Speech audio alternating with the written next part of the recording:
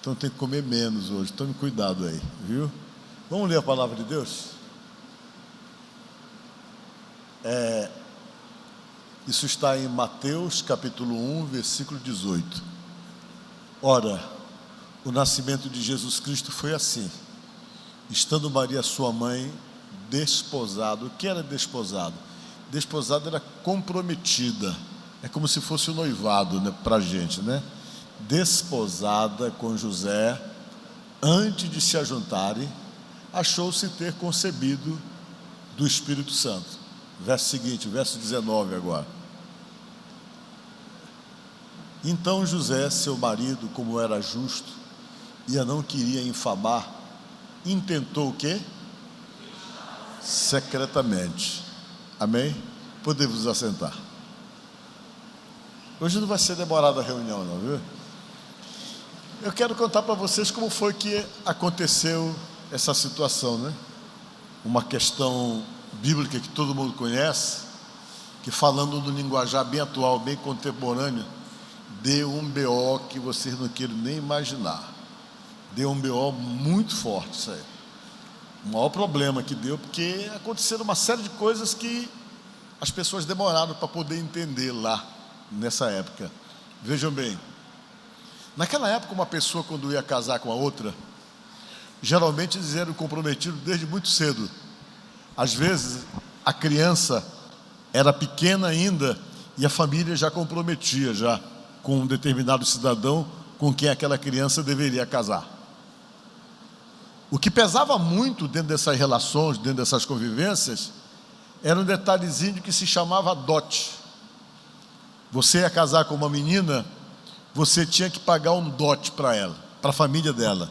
E esse dote poderia ser em terras, poderia ser em dinheiro, poderia ser em joias, mas o certo é que o dote era pago. O camarada que tinha muitas filhas assim, ele ficava bem de vida. Por quê? Porque ele praticamente ia ganhar dote em todas as filhas que porventura casassem. Era feito um acordo e aquele acordo dava ao noivo a responsabilidade de dar a garantia da noiva, dando uma parte da herança, dando um dote, dando alguma coisa do tipo para poder garantir aquela convivência. Alguém pagou dote aqui? Você está bem, você está devendo, porque antigamente tinha que pagar o dote. Vocês estão entendendo? E isso às vezes começava muito cedo. A pessoa chegava, a família chegava, e tudo muito dentro do interesse da família. Eles olhavam o rapaz, que achavam o rapaz interessante e tal. Ele já fazia a proposta do casamento da menina. Olha, a minha filha aqui pode casar com o teu filho e tal. O dote dela é tanto. Se o rapaz estivesse interessado com a família dele, ele já começava então a negociar aquilo ali para ele poder ficar com aquela menina. Só que muitas vezes isso aí acontecia numa desproporcionalidade que você não queria nem imaginar. Às vezes o sujeito já era adolescente, já era rapaz, e a família já estava comprometendo uma menina de 10 anos para poder casar com ele.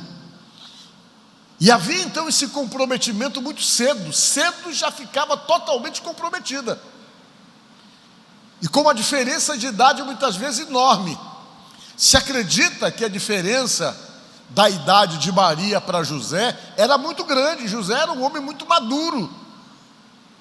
Acredita-se que Maria deveria ter uns 15 para 16 anos quando ela ficou grávida, para vocês terem uma ideia.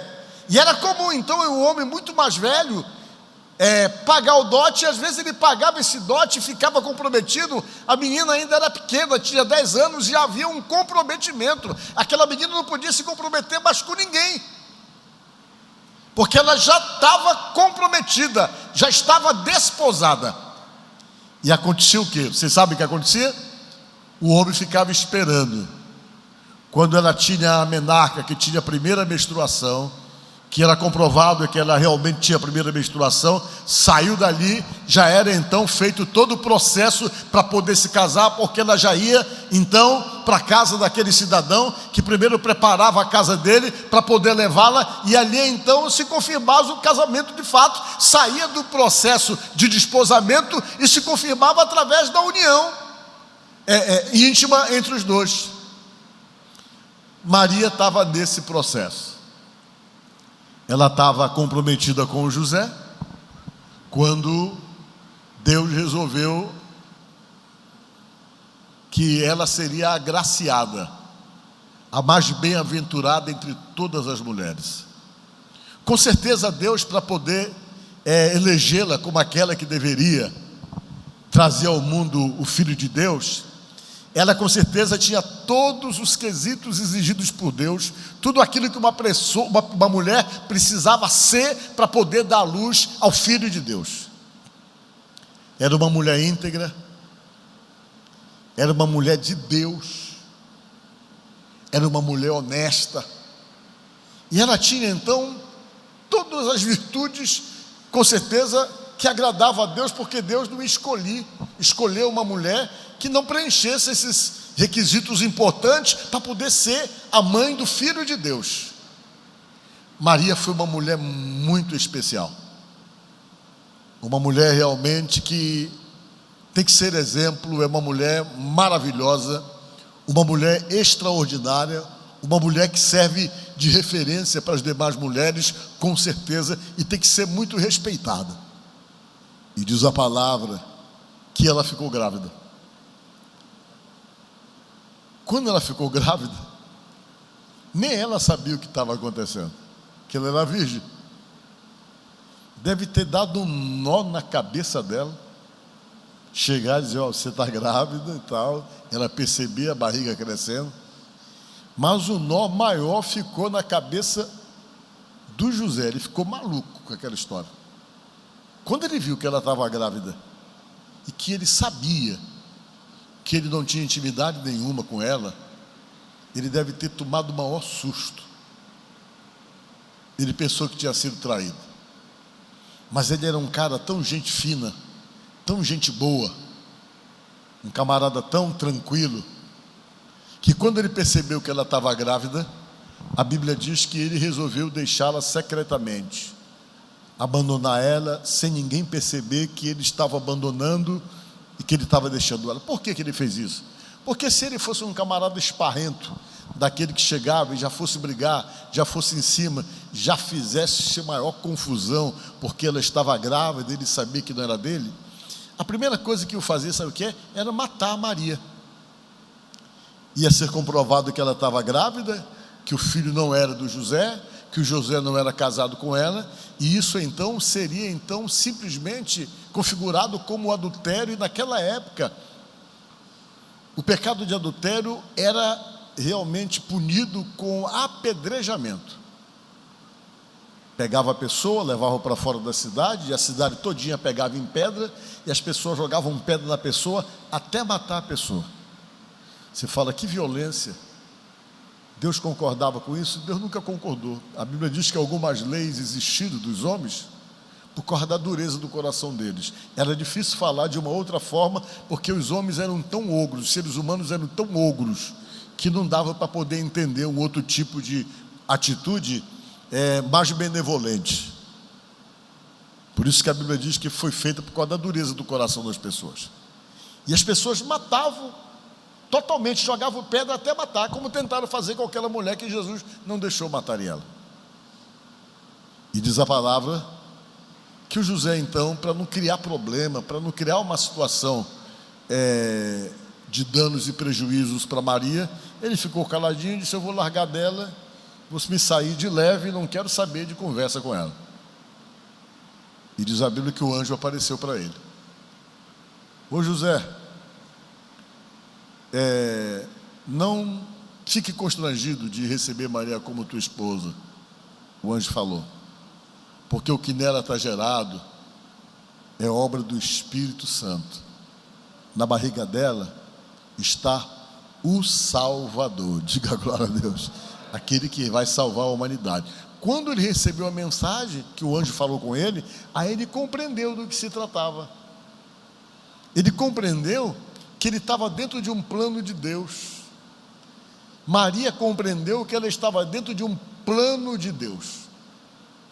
E diz a palavra uma coisa interessante, que Jesus foi e cresceu ali com aquela família, depois que ele nasceu. Hoje de manhã eu dei um estudo sobre por que o Natal, expliquei por que árvore de Natal, expliquei um monte de coisa que a gente ficou aqui quase até meio-dia conversando, contando um pouquinho sobre a história, mas à tarde não dá para fazer isso. Mas eu quero dar algumas pinceladas aqui sobre algumas coisas. Jesus nasceu, era um plano de Deus para poder salvar. Muita gente diz assim: Jesus, tadinho, quando ele nasceu ele era miserável, era muito pobre. Jesus nunca foi tão pobre assim, não. Deus nunca deixou o seu filho ficar em situação de indigência. Ele nasceu numa estrebaria por causa da cultura de moradia das pessoas do lugar onde ele nasceu, na cidade de Belém de Judá. Você vai lá até hoje é do mesmo jeito. Ele nasceu dentro de uma caverna. Por que caverna? Porque as cavernas lá são enormes. Eu, quando estive lá, pelo menos eu entrei numa caverna que era do tamanho dessa igreja aqui. Só a caverna. E as pessoas tinham uma forma de se organizar, porque muita gente naquela região que é montanhosa morava em cavernas. E eles se organizavam assim. A primeira parte da caverna, lá na frente, eles faziam lugar para se socializarem. Depois eles tinham uma outra parte que eles separavam na caverna, onde eles se alimentavam. Tinha uma parte que eles separavam onde eles dormiam. E tinha a parte do fundo da caverna que eles separavam, colocavam um cercado, e ali naquele fundo ele guardava exatamente a proteína, né? Porque naquela época você não tinha geladeira para guardar carne, para guardar proteína. As proteínas você guardava vivo, ou no campo, ou perto de você, dentro de casa. Você tinha que vigiar, porque quando você precisava realmente comer a proteína, você tinha que matar e pegar e se alimentar dela. E todo mundo tinha que ter rebanho. As pessoas tinham rebanhos, as pessoas tinham um gado em casa. E sabe o que eles faziam? Eles guardavam o gado dentro da caverna, no fundo da caverna, lá no fundão. Eles guardavam o gado deles, guardavam as ovelhas. Por quê? Eles não deixavam do lado de fora, porque do lado de fora tinha risco de serem devorados pelos animais do campo, que já existia naquela época. Existia urso, existia lobo. A prova é que a Bíblia diz que Davi matou um urso que tentou pegar a ovelha do seu pai. Aquela região existia tudo isso. Depois que perdeu tudo lá, o ecossistema foi destruído pelos turcos, exatamente para que os judeus não voltassem para lá. Eles criaram uma situação de deserto naquele lugar. E no fundo ficava exatamente o lugar onde era guardado, onde ficavam esses animais. Quando Maria sentiu dores para ter uma criança, que ela estava numa caverna, o lugar mais isolado, o lugar mais, assim, como é que eu posso dizer a palavra correta? Mais adequado para ela poder ter uma criança, era lá no fundo, exatamente onde estavam os animais. Por quê? Porque eles estavam dentro de uma caverna, e geralmente as famílias não eram pequenas que moravam nessa caverna. Ela precisava de uma situação que ela ficasse um pouco mais isolada, e aí que ela foi lá para o lugar, para o fundo, para poder ter Jesus, que era uma coisa comum entre eles. Eles não iam para a UPA, eles não iam para o hospital, não existiam essas coisas. A vida deles era uma vida rural. Eles tinham seus filhos em casa. E morar em caverna, lá em Belém de Judá, era exatamente como a maioria das pessoas moravam. E aí o que aconteceu? Ela pegou, foi ter a criança. No lugar mais propício era o lugar onde as pessoas separavam a parte da caverna para poder colocar ali os seus animais. E ela teve o menino. Mas Deus sabia de uma coisa, que não podia deixar o seu filho indigente, que precisava realmente dar a ele uma condição de vida e um sustento, para que ele não fosse um necessitado, um carente, um pedinte. O que Deus fez? Deus fez vir os 3 reis magos, que viajaram do Oriente, vieram de longe, trazendo presente para Jesus, e eles trouxeram aquele presente. Vamos ver, Jéssica, onde é que está? Olha só o que é que a Bíblia diz, que eles trouxeram para Jesus. Só para vocês entenderem como Jesus não era um pobre coitado, como a maioria das pessoas pensa.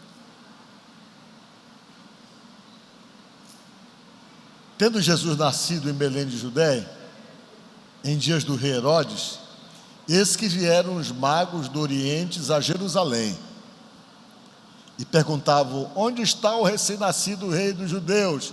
Porque vimos a sua estrela no Oriente e viemos para adorá-lo.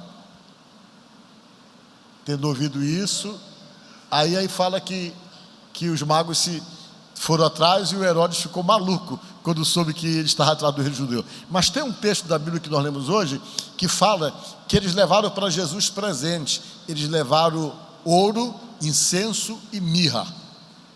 Foi o que eles levaram para Jesus. A quantidade de ouro, de incenso e de mirra que eles levaram para Jesus não deixava Jesus em condições de miserabilidade. Diga glória a Deus. Por quê? Porque ele recebeu muito presente. E olha, ouro sempre teve muito valor. Mirra tinha um valor imenso que você não quer nem imaginar. Incenso, então, era caríssimo, porque eram exatamente produtos e materiais importados. Com certeza Maria não ia ficar com isso para quê? Ela deve ter vendido tudo isso e feito dinheiro do ouro, feito dinheiro do incenso, feito dinheiro da mirra. E esse dinheiro que ela realmente fez com esses presentes que Jesus ganhou, com certeza serviu para poder sustentá-lo durante a infância de uma maneira digna. Amém? Vocês estão me entendendo? Ele foi sustentado porque Deus, o seu pai, providenciou a prosperidade para o seu filho até no seu nascimento, para não deixar ele ser o necessitado. Por isso que aqueles homens lá foram levar esse presente. Quem eram eles? Alguns dizem que eles eram astrólogos, outros falam que eles eram astrônomos. Eram homens que tinham leitura exatamente das estrelas e que eles foram exatamente à procura de Jesus. Foram procurar porque eles receberam o aviso que aquela pessoa que havia nascido era filho de Deus. Em que dia que Jesus nasceu? Não foi dia 25 de dezembro. Essa data foi feita já no século IV, que se criou essa data. Quando a igreja foi instituída lá em Roma, eles queriam então ressignificar as festas romanas que existiam. E dentre a festa mais forte que existia na época, que era um feriado em homenagem ao Sol Invictus, era uma festa que era feita para como é o nome dele? Esqueci agora. Era para o Saturno. Sim, o nome da festa era Saturnália, né? Saturnália, o nome da festa, que era uma festa que existia em homenagem ao deus Saturno. Olha só. E os romanos se reuniam e faziam aquela festa, trocavam realmente presente num período que era chamado de Sonilésio. Como? Solstício, nome difícil, esse nome aí. O que é isso? É o período em que o sol fica no céu mais tempo. Eles adoravam o sol. Esse período é um período que acontece na transição do inverno para o verão e do verão para o inverno. Nesse caso era do verão para o inverno. Vocês estão entendendo? Quando tinha esse período, aí demorava a escurecer. Aí os romanos adoravam. Isso acontecia no período de 21 a 25 de dezembro. E era um dia de uma festa poderosa em que os romanos adoravam Saturno. Era chamada a festa de Saturnália. Quando a igreja foi então considerada como respeitada pelo imperador Constantino, que os cristãos começaram a dominar Roma, eles começaram a trabalhar para ressignificar o sentido dessas coisas, para pegar essa festa e ressignificar ela em função do cristianismo, porque já era uma festa forte entre os romanos. Assim como realmente eles tentaram ressignificar a árvore de Natal, que na Bíblia não fala, que era uma prática romana babilônica, que o pessoal realmente procurou ressignificar e trazer para dentro do cristianismo, e eles trouxeram então, e aproveitaram essa data, já que ninguém sabia que era o dia que Jesus nasceu, para poder fazer com que eles esquecessem do Sol Invictus e passassem então a acreditar que aquele dia era um dia especial, onde eles deveriam fazer a festa do nascimento do Salvador. Por quê? Porque a Bíblia diz que Jesus Cristo é o sol da justiça. Diga glória a Deus. E baseado nisso, no sol da justiça, eles então fizeram essa ressignificação. Aí passou a ser o dia do nascimento de Jesus, no dia 25 de dezembro. Mas Jesus não nasceu nesse dia. Provavelmente ele nasceu em junho, de abril a junho, foi como ele nasceu. Por quê? Porque quando ele nasceu, era verão. Prova é que os magos vieram de longe, seguindo a estrela, até onde Jesus já havia nascido, o que era verão, porque se fosse no inverno, eles não tinham como vir. E no dia 25 de dezembro, naquela região, é inverno. O céu não está claro, não está limpo. Por isso que se diz que Jesus não nasceu nesse dia. Mas o fato de ele não ter nascido, não tira a beleza do momento, ou de nós escolhermos o dia para isso. Amém? Tem gente que rejeita, que não quer, não vale, não vale sim. Vale. O significado é outro para nós hoje. Foi ressignificado toda essa situação. É mais provável que Jesus tenha nascido em julho, que era um verãozão brabo. Vocês sabem, eu estava explicando hoje de manhã que o calendário mudou muito. Por isso que a gente não entende que foi mudado. O calendário se tornou o calendário gregoriano, onde está tudo trocado. O mês de setembro, que era para ser o 7º mês, é o 9º. O mês de dezembro, que era para ser o 10º mês, é o 12º. Porque foi sendo misturado tudo, de acordo com o interesse dos imperadores romanos, que queriam homenagear. Eles pegaram o primeiro mês. O primeiro mês era o mês de abril. Por isso que o nome é abril, que vem de abrir, que abre. Mas eles trocaram para poder homenagear um deus, o deus Janu. Aí eles colocaram para ser o primeiro mês.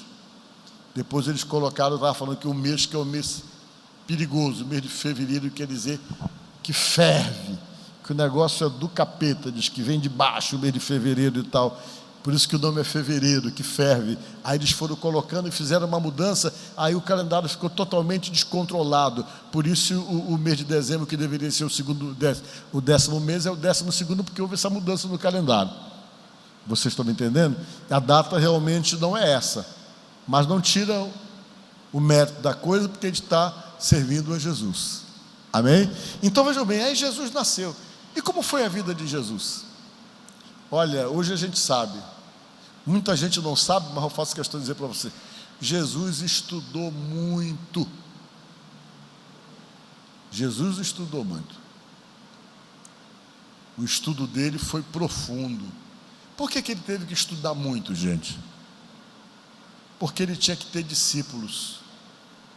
A palavra discípulo significa aluno. Aluno. E naquela época, para você ter aluno, você tinha que queimar um bocado, estudar um bocado, para você ser chamado de mestre. Uma pessoa, para ser chamado de mestre hoje, o que é que ele tem que estudar? Ele faz a faculdade, faz uma pós, depois ele faz o mestrado, não é isso? Quando ele faz o mestrado, ele tem autorização e está habilitado para dar aula na universidade. Não é assim que funciona? Nessa época, uma pessoa, para poder ter alunos ou discípulos e ser respeitado por isso, ele tinha que entrar num pique de estudo que era um estudo pesado, até chegar à condição de rabino. Se ele não chegasse à condição de rabino, ele não teria autorização para poder ter alunos. Por isso que quando você lê a Bíblia, você percebe que até as pessoas que não gostavam de Jesus chamavam ele de mestre. Todo mundo chamava ele de mestre. O pessoal que não gostava dele chamava ele de mestre, respeitava, armava uma pegadinha para ele, tinha que dar a palavra para ele na sinagoga. Quando ele ia na sinagoga, ele tinha direito à palavra, porque ele era mestre. Ele tinha direito a requisitar espaço no templo para dar aula. Vocês sabiam disso? Vamos ver João 8:2. Eu já falei para você aqui, mas só para reforçar o que eu estou falando. João 8:2, eu acho que é João 8:2. Olha como ele tinha autorização. Vamos ler junto? De madrugada voltou novamente para o templo, e todo o povo ia ter com ele, e assentado o quê? Os ensinava. Ele tinha autorização para isso. Essa história eu contei para vocês aqui. Ele foi colocado para fazer um culto de madrugada, porque não deram outro espaço para ele. Ele tinha autorização para ter o espaço no templo para ensinar, mas os judeus religiosos não suportavam Jesus para botar dificuldade, para ver, disseram: olha, para ensinar aqui só tem espaço de madrugada. Era a época da festa dos tabernáculos, essa época aí, onde o judeu morava naquela casinha de palha durante 7 dias, para que não esquecesse da origem deles, do lugar de onde eles vieram, para não ficar orgulhosos e arrogantes. Deus estabeleceu que eles morassem durante o período numa casinha de palha, fora da sua casa. E desse período aí, Jerusalém ficava lotado de pessoas, e Jesus então requisitou o tempo, mas ninguém quis dar um espaço, só deram de madrugada, talvez achando que de madrugada não ia ninguém ouvir ele. Só que o culto de madrugada lotou. As pessoas iam de madrugada para ouvi-lo lá no templo. Os judeus ficaram tão revoltados que fizeram uma pegadinha para ele, para tentar desmoralizá-lo. Foi quando pegaram aquela mulher em adultério e trouxeram ela, que perguntaram para Jesus se ele podia jogar pedra na menina, se podiam matar a menina, porque eles queriam dar um jeito de desconstruir aquela obsessão que o povo tinha por Jesus, porque quando eles abriram o espaço de madrugada, eles nunca imaginaram que o povo ia de madrugada para ouvir os ensinamentos de Jesus, e ficou lotado o lugar lá. Para poder ensinar assim, tinha que estudar, e estudar muito. Deixa eu mostrar para vocês como era mais ou menos a grade curricular, para você poder chegar nesse ponto aqui. Acho que eu tenho marcado aqui, deixa eu ver aqui. O menino, quando fazia 6 anos, ele entrava na escola. Nessa época tinha 2 escolas. Tinha a escola de Elai e a escola de Samai. A escola de Elai era do Gamaliel, ensinava o fariseísmo. A de Samai ensinava o saduceísmo, os saduceus e os fariseus. E como era essa? De 6 aos 10 anos, o menino entrava na escola para aprender sobre a lei. Ele ficava estudando dos 6 aos 10 anos. Quando ele completava 10 anos, ele já sabia todo o Pentateuco. Toda a lei de Moisés ele sabia por completo. O que é Pentateuco? Pentateuco são chamados os 5 primeiros livros da Bíblia, que são o livro da lei. Esses são os Pentateucos. É o que fala sobre a lei. O menino, quando completava 10 anos, ele sabia de tudo sobre a lei judaica. Quando chegava aos 10 anos, ele fazia uma prova para ele continuar os estudos. Se ele passasse daquela prova, ele tinha o direito de escolher: ou ele ia para casa aprender a profissão do pai, ou ele continuava os estudos. Aí, se ele resolvesse continuar os estudos, ele saía da primeira fase, que era que nem um primário, né? Que era chamado de Beit Sefé, era o nome. Beit Sefé, dos 6 aos 10 anos, ele pegava e entrava na nova fase, que era para estudar dos 10 aos 14 anos, chamada Midrash. Aí ele ficava dos 10 aos 14 anos estudando o quê? Aí ele passava em frente, estudar sobre profeta, estudar realmente sobre a história de Israel. Quando ele completava 14 anos, ele fazia uma prova. Se ele realmente fosse continuar estudando, ele deveria fazer o quê? Deveria dizer que ele queria continuar. Eles faziam: você quer continuar ou quer aprender a profissão do pai? Quero continuar estudando. Então vai estudar. Aí entrava na terceira fase, que era chamada de, deixa eu ver aqui, Talmud. Aí o menino estudava dos 14 aos 30 anos. Nessa fase, ele tinha um acompanhamento de um rabino. Eles andavam atrás do rabino o tempo todo. Quando terminava, o rabino dava o parecer sobre o menino, já com 30 anos, e se fosse aprovado, ele passava então a ser rabino também e se tornava mestre.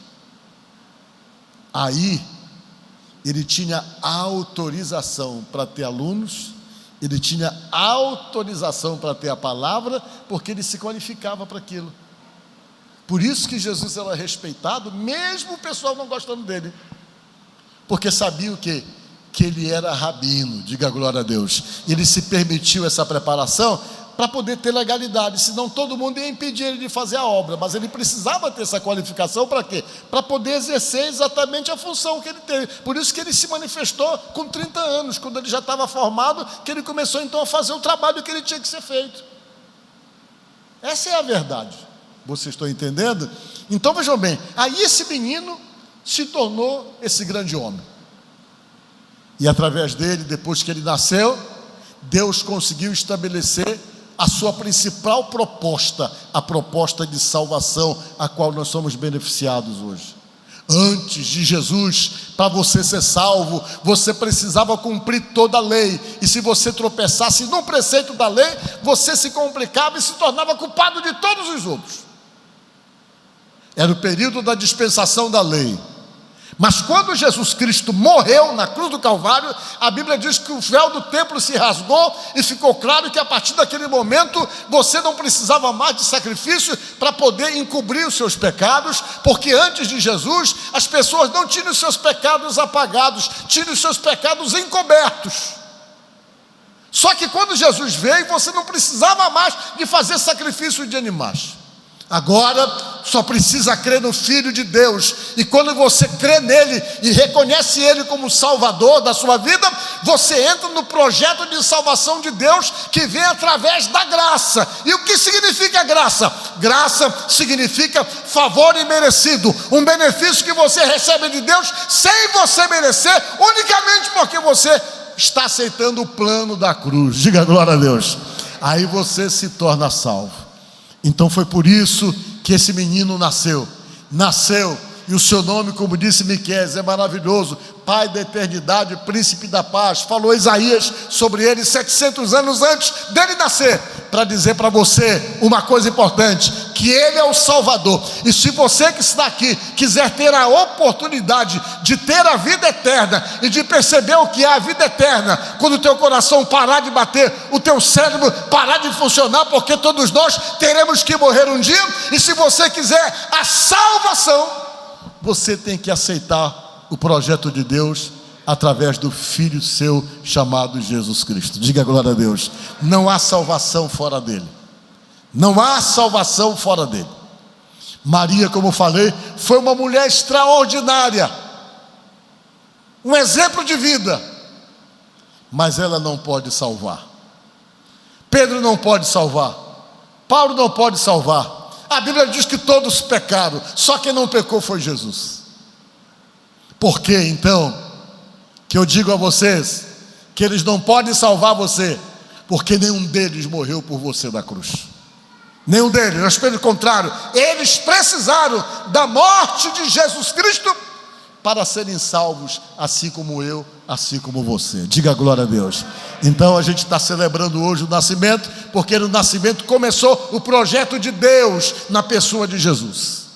E hoje nós estamos aqui, 2000 anos atrás aconteceu isso, o nascimento e a morte, e nós somos beneficiados por esse projeto que Deus fez para poder nos aproximar dele. Amém? Então que Deus abençoe você e que Jesus Cristo possa estar nascendo no seu coração todo dia, na forma de mudar a sua vida, de transformar a sua vida, de fazer de você uma pessoa melhor do que você é, para que você possa de fato, o dia que você morrer, porque você vai morrer, nós vamos morrer um dia, e quando isso acontecer, que você possa encontrar a vida eterna. Amém? Que Deus te abençoe.